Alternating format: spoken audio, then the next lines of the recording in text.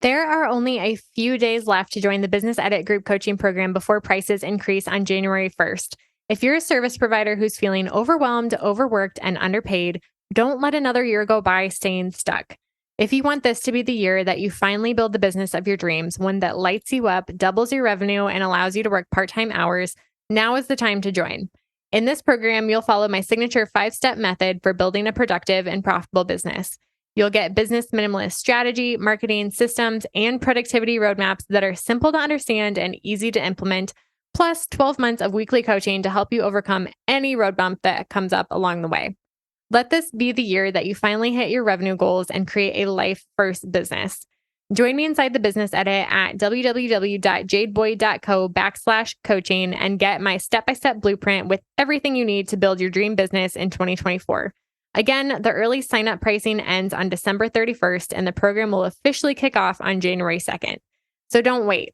If this sounds appealing to you, but you're not sure if it's the right fit, feel free to DM me on Instagram and we can chat. My only goal here is to help you make the right decision for you and your business. And you can find me on Instagram at jadeboyd.co. Now back to the show. If you don't work well in certain environments, or there are certain things that are going to distract you, I think you know what those things are. So even taking a second now and making a list of what are the top 5 things that are most likely to distract you when you're trying to get important work done. And it can be external distractions, but also there's a lot of research on our internal distractions and the ways that we distract ourselves, even when there's no external influence that's trying to prevent us from being productive or pulling at our attention. Internally, we also shift our focus and attention and internally distract ourselves with certain thoughts too. Welcome to the Business Minimalist Podcast, a podcast about redefining productivity for the modern woman in business and finding ways to work smarter, not harder, in business and life. I'm your host, Jade Boyd. I'm an MBA business minimalist and productivity coach who helps overwhelmed business owners simplify and scale their service-based businesses with strategy and systems. On this podcast, we'll explore simple ways to earn more while working less. If you're ready to scale your business, bring order to chaos, ditch the busy work, and make space for what really matters, you've come to the right place. Welcome to the Business Minimalist Podcast.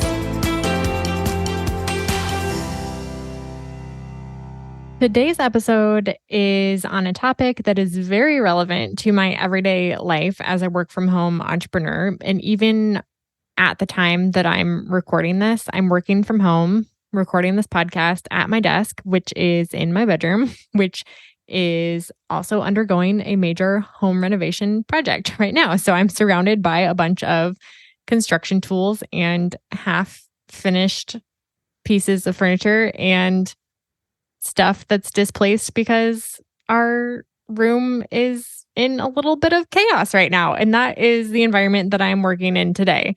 And to give you just some context, this is what's happening at our house right now. Our bedroom has this tiny little section with a wall that doesn't have a door. It's just like a smaller room. And we've used that as a walk-in closet just by attaching our own brackets to the wall. And our clothes are just kind of out in the open in that smaller room, hanging on the wall, I guess. And there's some shelving on the top. And instead of doing that, we are building an entire wall of IKEA PAX wardrobes in our actual bedroom and moving all of our clothes there so that that tiny room can be turned into an office or other more usable space, since our clothes are it's taking up way too much space to have our clothes in that room. And it just doesn't make sense to maximize the amount of storage and space we have. It's just a much better solution. But right now, that means that this is where my desk is at, and these are the conditions that I'm working in, which is not always the most ideal for me because I'm very easily distracted. Even as someone who has focus in her top 5 strengths, it's very easy for me to be distracted by house projects and clutter and chaos. And just this morning, before I recorded this, I went to go put my coffee cup in the dishwasher. And on my way out there in the entryway, I saw that there was an Amazon box in the entryway. And so I started unpacking it because I didn't want to record podcasts. I wasn't feeling it. And then I found out it was stuff for house projects. We had door handles for the wardrobes. And so I opened one and was looking at the color, and there's a picture frame for a spot in the basement, and soap bottles, reusable soap bottles, because I've started making my own liquid hand soap this year because I'm really getting into the details today, but I'm allergic to coke-methyl-propyl betaine, which is the ingredient that makes soaps sudsy. And so it's easier and cheaper, and also just have been able to use more natural ingredients and make our own soap. But we just finished the basement bathroom and are using it again. And so finally got a soap bottle for that. And I was just like so tempted as I unwrapped those things to just take care of it. Like go make the soap, clean out the bottle, fill it, put it in the basement bathroom, find a photo for the frame, figure out where to hang it, nail it, like get those items off my to-do list because they're just sitting in my entryway begging me to take care of the to-dos that come along with those things. And it's just such an easy way to procrastinate. That is what we call productive procrastination, which is the most insidious form of procrastination, in my opinion. And it's probably the type of procrastination that most of you listening to this who are working from home are falling into day after day because distractions in our at-home environments are just everywhere. And so today we're specifically talking about the way that our environment affects our productivity when it comes to goal setting, not just getting everyday work done as business owners, but specifically the ability to set strategic goals while we're living in environments that might not be the most conducive to our productivity. And in business, we measure productivity based on our goals. How do you determine if it was a productive year? I hope you're not telling how many menial tasks you're crossing off each day. And at the end of the year, just counting up how many things you crossed off the list. I hope that you're measuring your productivity on how much you're actually moving the needle and growing your business and the actual progress that the tasks that you're completing have produced for your business and for your life. And so if you set the wrong goals, you could easily waste a whole year or even longer moving your business in the wrong direction and realizing that you didn't actually accomplish something that was worth celebrating or that you're proud of looking back on that. And so the ability to set strategic and aligned goals can make or break your productivity as a business owner. Productivity starts with clarity on what you want to accomplish. And as the CEO of your business, you're responsible for setting that vision and clarifying that direction, whether it's just you or if you have a whole team of people, it's still your job to set that direction. And so it's really important that when you are setting goals and when you're checking in on your goals each quarter throughout the year, you're setting yourself up for the most productive goal setting session that you could possibly have, right? Because if you make the best use of that time of setting and breaking down your goals and making that plan for your quarter, you are going to save so much time on the back end throughout the quarter because you won't constantly be questioning, am I moving in the right direction? Is this what I should be working on? What is the most important thing that I need to get done today? Like all of those questions are answered for you if you make the best use of your time and are productive during that goal setting session. And so today, in this quick tip episode, I'm going to talk about how to curate your environment for a productive goal setting session. And I'm breaking this down into two parts, which we'll talk about in a little bit. But before I dive into the episode, I do want to let you know about a very special event happening on September 27th, 2023. It's a Wednesday. I'm hosting my first in-person quarterly goal setting and planning workshop at a absolutely beautiful venue in Swisher, Iowa. It is in person. And so if you're in Eastern Iowa, I'm talking to you. I'm going to lead the workshop attendees step by step through how to set strategic business goals and how to break them down into an actionable and strategic plan for your business for quarter four. So again, it's on September 27th. So we're going to be looking at quarter four, 2023. And my friend Randy of Randy Lee Photography, she's a brand photographer, amazing, amazing talent. She's also going to be teaching a brand photography workshop as part of the event, where she's going to walk you through how and what to photograph to build your brand and batch your visual content for quarter four. And this isn't only a teaching workshop where we're going to fill your head with a bunch of knowledge and then send you home to execute. You're actually going to have the time and space that you need to finish your plan that day and start implementing it. Start batching your content, start working on your goal projects, and start filling your content calendar. So Randy's also going to be on site offering headshots during the event at a crazy good rate. And so if you're in Eastern Iowa, definitely visit the link in the show notes to learn more and sign up for the event today. Spots are limited since it is an in-person event. And if you're not local, but you're like, hey, that sounds amazing, but I'm not going to fly across the country for that. If you're interested in attending a virtual version of the event in the future, you can join a waitlist. And I'll also link that in the show notes because I would love to open it up to more business owners in the future, but we're starting with the in-person version, mostly because of what I'm going to be talking about in this episode and the importance of your environment when it comes to setting those goals. So without further ado, let's dive into the episode. Again, I'm breaking this down into 2 parts. The first step to curating your environment for a productive goal setting session is to get outside of your everyday environment. Getting outside of your day-to-day environment helps you think differently, helps you be more creative, helps you set yourself in an inspirational environment that allows you to set better goals and think differently and think bigger, honestly, when it comes to what's possible for your business. I love working from coffee shops. I know it's not everybody's ideal work situation, and some people get very distracted at coffee shops, but I find them very inspiring and just really good environments for me to sit down and get things done. And they always give me different perspective. Whenever I go and work from a coffee shop, I'm always amazed at how much I can get done in an hour versus how much I can get done at home. And it's not just because I'm distracted at home or stepping away from my desk to do things I shouldn't be doing. It's just that I am so focused when I step outside of my environment. And it's almost like a habit that switches on as soon as you sit down at a different environment. Because at home, our habits are definitely shaped by our environment, and some habits and behaviors, even where your attention is going or the way that you're thinking or how fast you're working, are triggered based on cues in your environment and what your body has been like trained and conditioned to do. But when you step outside of your environment into somewhere new, you can form better habits and work differently, even as simply as the amount that you're able to focus and the way that you're thinking. And so stepping outside your everyday environment can also lead to really good, innovative ideas and creative solutions for problems that you might be thinking about for a long time, but haven't given yourself the time and space outside of your everyday environment to actually connect the dots and figure out good solutions that work for you. So last month, Caleb and I went to see Ed Sheeran in Kansas City, Missouri, and I am a huge Ed Sheeran fan. As anybody who knows me or follows me on Instagram probably would know, he is like my number 1 top artist. If I were to meet any famous person, it would be Ed Sheeran. And it was an amazing concert. But while we were there, we were staying in a hotel in downtown Kansas City. And something we've talked about in marriage is that we would operate more like a team if we had a shared vision for how, like, where we were headed and where we're going.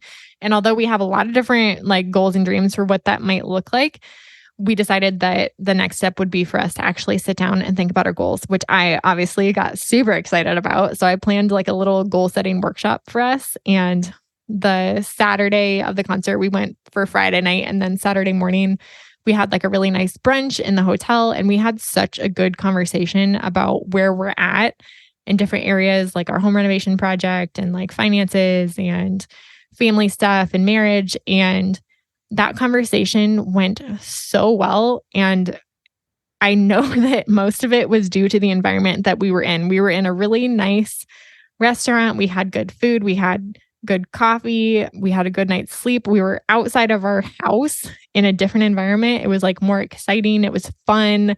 And it was pretty inspirational. And that conversation went so much better than it would have went if we would have been sitting at our dining room table, because we didn't rush it. We were just enjoying the conversation and were able to think differently. And I truly believe that whenever you're having that type of conversation, it is only to your benefit to put yourself in an environment that's conducive for the type of goals and the type of discussion that you want to have, whether that's with someone else or your team or just the conversation that you want to have with yourself in your head.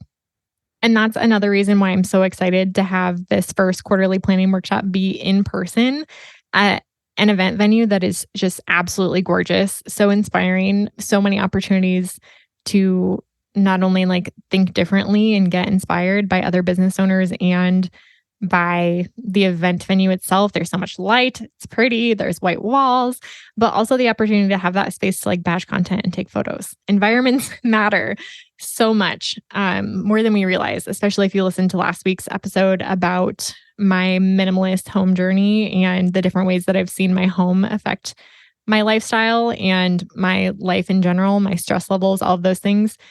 the same thing is true in anything that you're doing. Your environment does affect you, whether you notice it or not. And specifically when it comes to goal setting, do yourself a favor and just get outside of your regular environment. For, like I said, not everybody works well in a coffee shop or like a co-working space. For some people, that is the most distracting environment that you could possibly put yourself in. You could definitely go to the extreme and book a hotel room. I've done that before, not for goal setting, but for a specific project that I needed to finish. And that worked really, really well for me because it is a lot of accountability and quiet. Nobody is in hotels during the day. I mean, depending on the hotel and city you're in, but it was so quiet. And of course, around like 5 p.m., it got busy and people were slamming doors in the hallway. But all day, dead silent, nobody around. And it was so nice. But if you don't want to go to the extreme and you know that you need to find some way based on like your responsibilities or your ability to work outside the home, if you need to find somewhere in your house to do this, I would suggest at least getting outside of the regular place that you are working on a day-to-day basis. And so for me in the past, sometimes for like my monthly CEO day, I've taken my laptop and just sat at the dining room table instead of at my desk and in my office and just only taken my laptop and my notebook and gone to the table so that I was very focused and my environment was a little bit different. And it's not somewhere that I work very often. So it was at least a little bit outside of my day-to-day environment. Going outside is really great for your mental health and for your creativity too. So you could take your laptop or notebook outside and do this. Just any different room in your house, if it feels inspiring and does help you focus, can be helpful. I also think about the episode last August, so about a year ago, which is crazy, with my friend Cassie Beach, who's an interior designer, and she talks about how to build a productive workspace. And one thing she mentioned is focusing on the 5 senses. So thinking about what do you need to see in order to be productive? Does it have to be clutter-free? Does there have to be like natural light? Do you need like only the things that you're working on and no extra things on your desk? Do you need to have an inspiring like architectural environment, or at a coffee shop, does it have to be clean and neutral, or do you work better in like cozy maximalist settings? Like what do you need to see to be productive and inspired? Taste. Do you need coffee or a snack? Are you going to get hangry?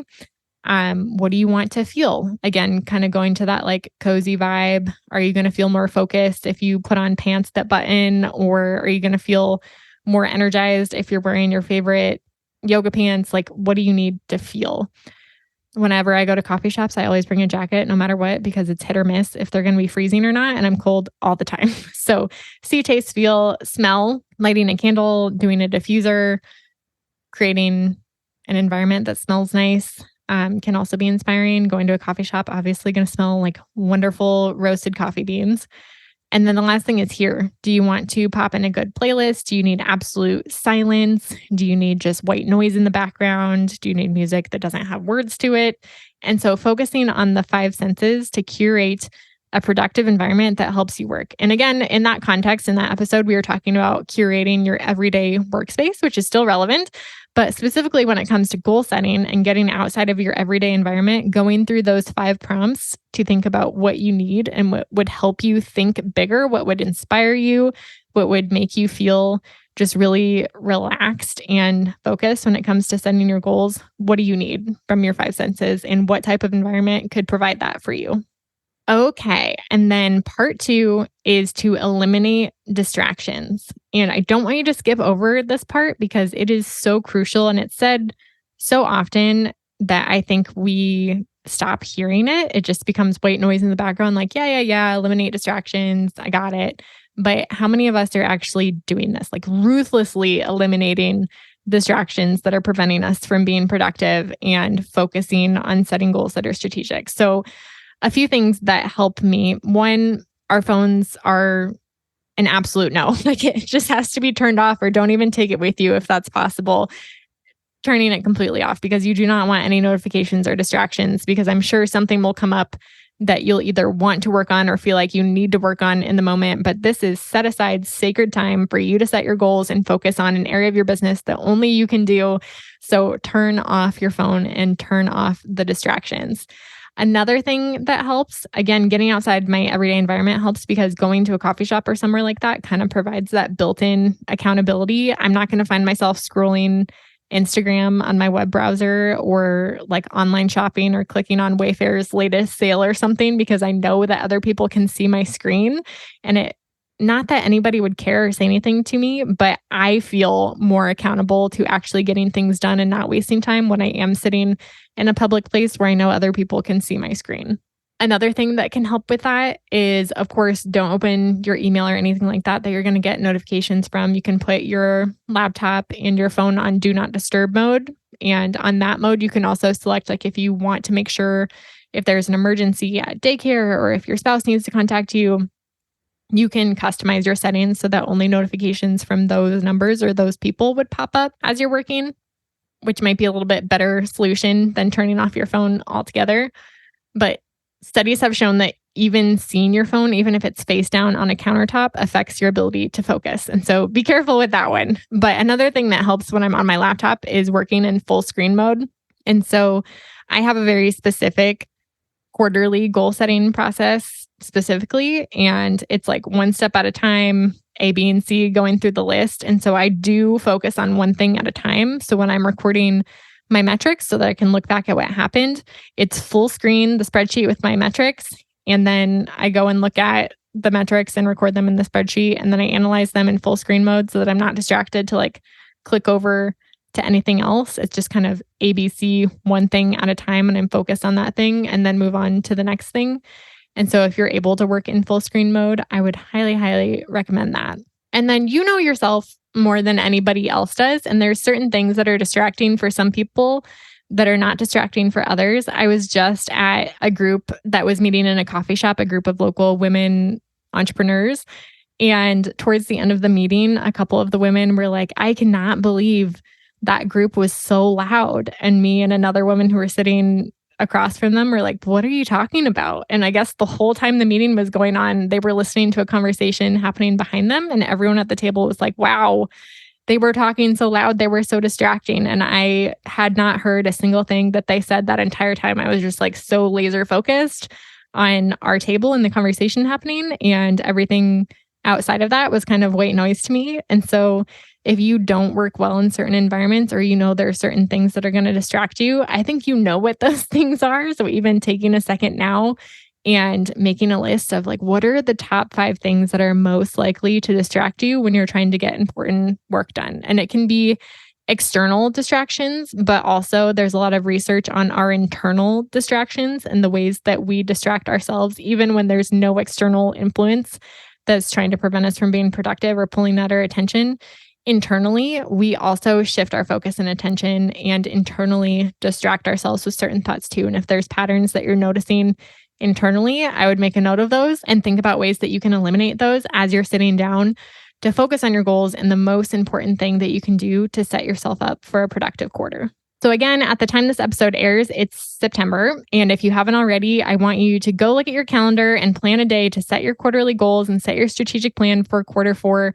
Press pause, go to your calendar, and set that time aside for your CEO time to reflect on what you've accomplished this past quarter and review your annual goals, figure out where you're at, and figure out how you're going to move the needle in your business and life in quarter 4. And again, if you want that automated and to get a set aside time and place and also one-on-one guidance on how to do this for your own business, you can definitely visit the links in the show notes to sign up for the in-person workshop on September 27th or join the waitlist for the virtual option, which will most likely be coming later this year. So until next time, business minimalists, take what you learned today and get 1% better this week.